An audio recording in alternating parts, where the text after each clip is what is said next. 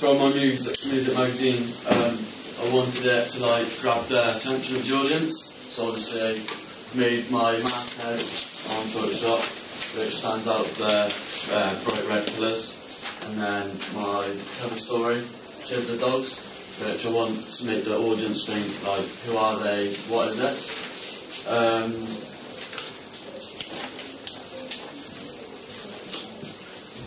There's stuff which is similar to other magazines are obviously the masthead and the cover story, which is probably the main part of the front cover. So I obviously needed them to be as best as they could. And then obviously like sub-stories or whatever are obviously also minor. The good thing about my front cover image is it's got eye contact, which draws in the audience, and if you're walking past a child, you'll like see the eye contact and want to go in and see more. The clothes which they're wearing, obviously got my top off here with my vest around my neck, and the sunglasses and the type of top which the other model's wearing is the type of clothes I'd expect my audience to wear. So it's like not an indie look, but it's in the middle of indie and like R&B look. So that's basically my front cover.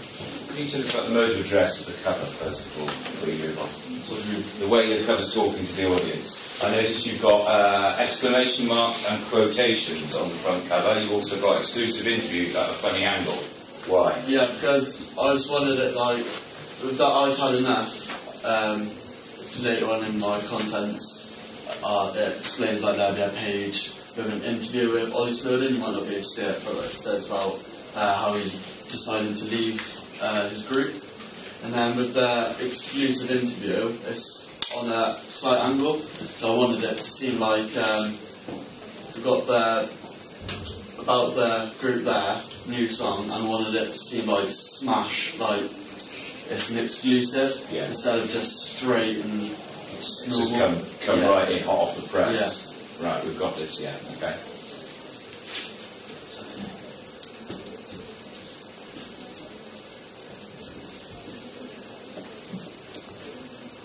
This is my contents magazine.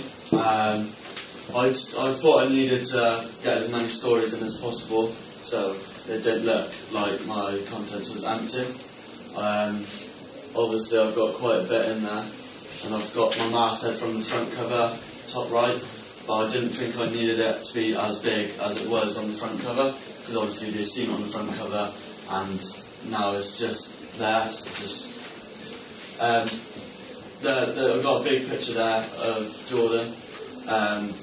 That's mainly for the contents to look good, as well as take up a good bit of room.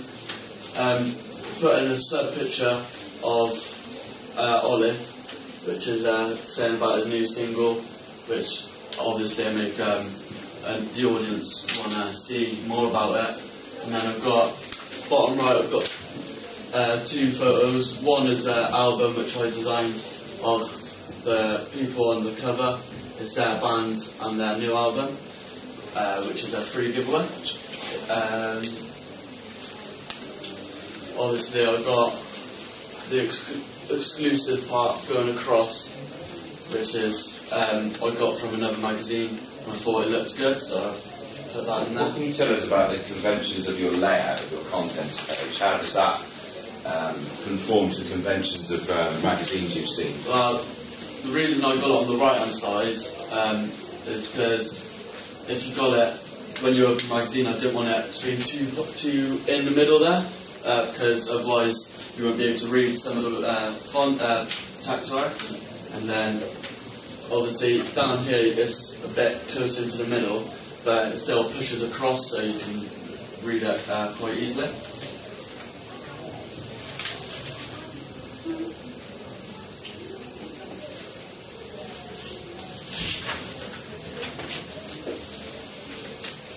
Yeah, it's my double page spread.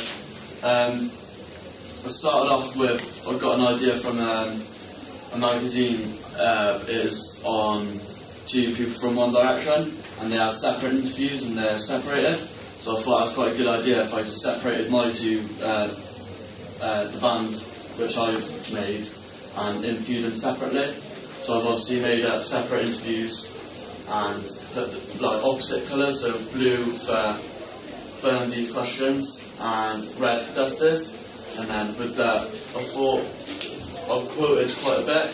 So if you just flip to the double page in the middle of the magazine and like they read a bit of the quotations, they might want to know more about it. So if, for example, on this one I put the song which meant most to us, and then if they think, oh, what is this? So they go in to read more and want to know more about what song did mean most to them.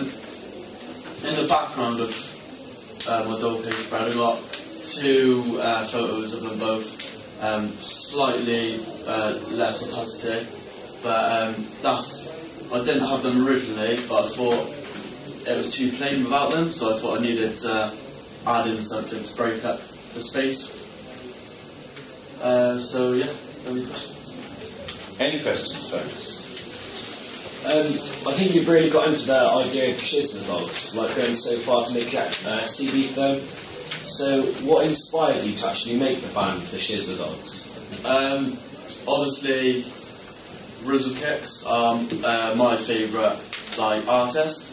So there's a magazine with them on it, which that's the cover picture on my front cover is sort of similar.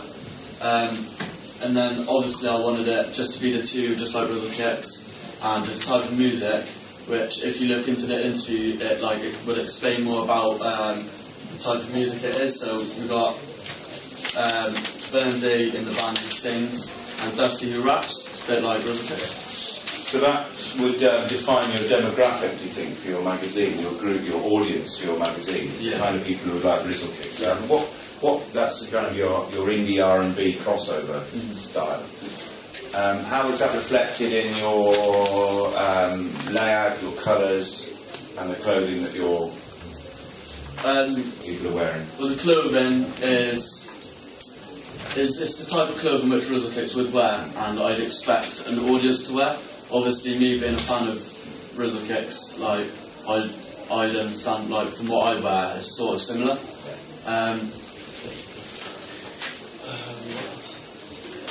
Also, the colours and whatnot, it's all bold, and most indie source people are bold characters.